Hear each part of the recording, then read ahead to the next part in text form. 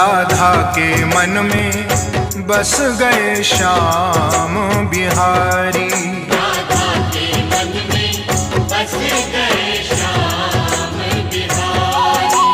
श्याम रंग में रंग गई राधा, भूली सुध बुध सारी। राधा के मन में बस गए कुंज बिहारी। राधा के मन में बस गए कुंज बिहारी।